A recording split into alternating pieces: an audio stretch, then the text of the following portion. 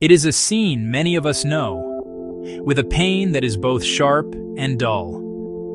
You refresh your screen, a small, almost involuntary gesture, and there it is, a photo of your ex. Someone you shared secrets and silences with.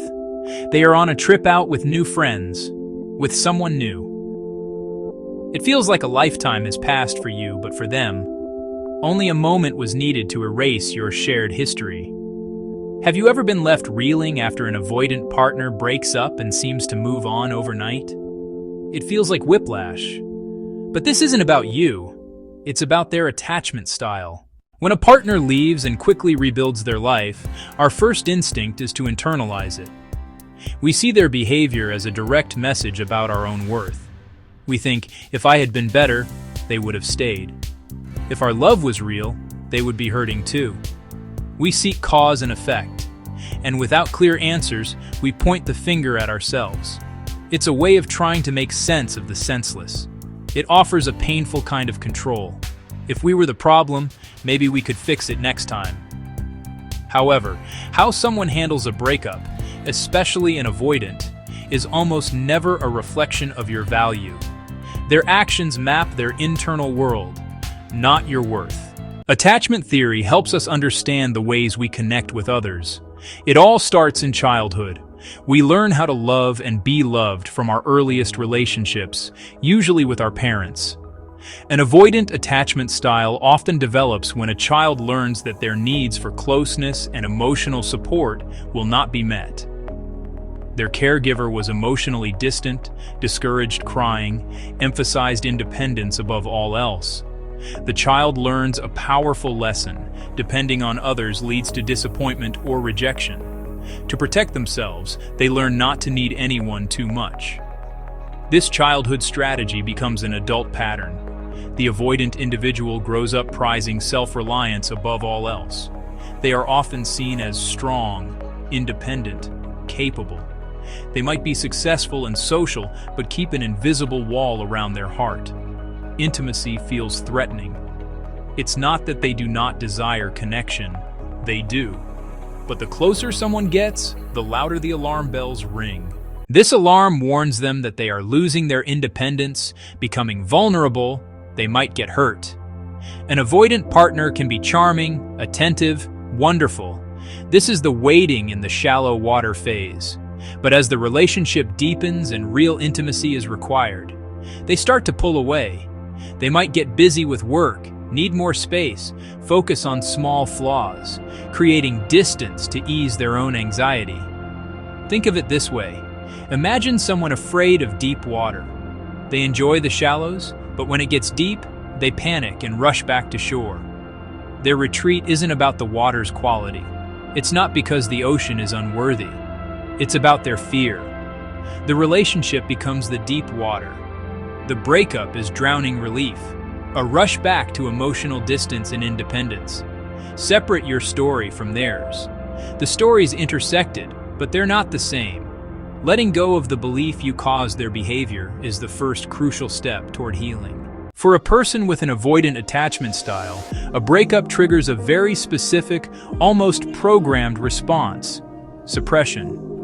Their entire life has been a training ground for not feeling difficult emotions. Feelings like sadness, grief, longing are dangerous because they make you dependent on others. So they push those feelings down as far as they will go. It's not that they feel nothing, it's that they won't acknowledge what they feel. Suppression is active. They create a narrative to sidestep heartbreak. This is called deactivation. A mental trick to turn off the connection. Block, delete, remove traces, not because you meant nothing, but because reminders threaten their stability. It's about avoiding their inner world. The period immediately following a breakup is what I call the phantom stage for the avoidant ex. It's characterized by an eerie sense of relief and freedom. The pressure is off, no longer required to share feelings or consider another's needs the same way.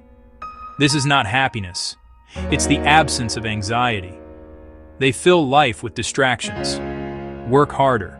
Take on more. New hobbies. New skills. packed social calendars and trips. They may appear to move on at lightning speed, a performance of normalcy and strength. But bubbles are fragile and eventually pop. The phantom stage cannot last forever. The psyche seeks wholeness. Suppressed emotions wait.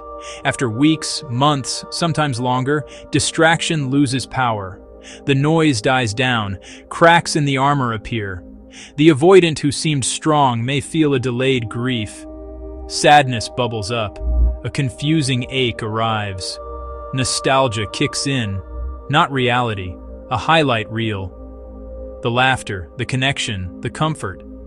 Their primary coping, suppression, has failed. From turmoil and confusion, they often make a move that confuses you. They reach out. When an avoidant ex reappears, it is rarely a grand declaration. A late-night text, thinking of you. A comment, a casual email.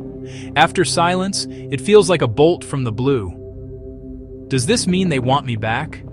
Do they finally realize what they lost? It's typically not about rekindling, it is about them. Their buried emotions surfaced, loneliness, sadness, nostalgia, and they feel uncomfortable. Your familiar presence helps regulate their discomfort. Think of it as seeking a dose of medicine for emotional pain. A warm reply eases loneliness and guilt, temporarily. It doesn't mean they've changed their patterns or are ready for intimacy. It is crucial to distinguish between an ex's nostalgia and a genuine desire for reconnection. Nostalgia is passive. Reconnection is active. Nostalgia sends ambiguous signals focused on the past. A vague, undefined missing, no forward motion.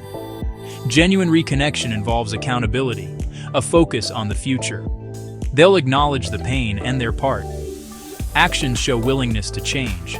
Direct, consistent communication. Don't mistake breadcrumbs for a loaf. Ultimately, the most important journey after a breakup with an avoidant ex is the one that leads back to yourself. Obsessing over why they left, why they seem happy, why they came back, keeps you tethered. Your story is your own. Your healing depends on turning inward, toward your own heart. Allow the full spectrum of emotion without judgment. Talk to a friend, a therapist. Write, move.